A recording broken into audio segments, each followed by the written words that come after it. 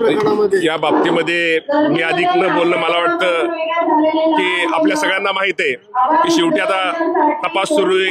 काल ते शरण गेलेले वाल्मिकी कराड त्या बाबतीमध्ये आपल्या सगळ्यांना माहित आहे जो दोषी असेल त्याच्यावरती कारवाई 100% केली जाईल, जो असेल त्याच्यावर कारवाई केली जाईल।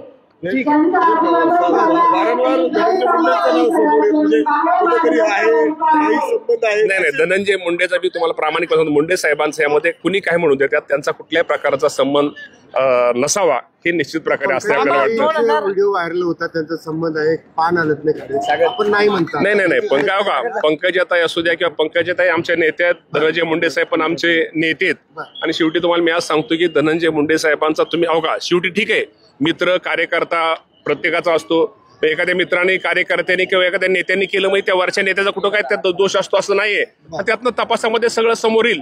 पण मी तुम्हाला प्रामाणिकपणे सांगतो धनंजय मुंडे साहेबांचा या बाबतीमध्ये त्यामध्ये कुठल्याही प्रकारचा संबंध नसावा की मला पहिल्यांदा 2025 मध्ये मामा काय पाहायला मिळेल?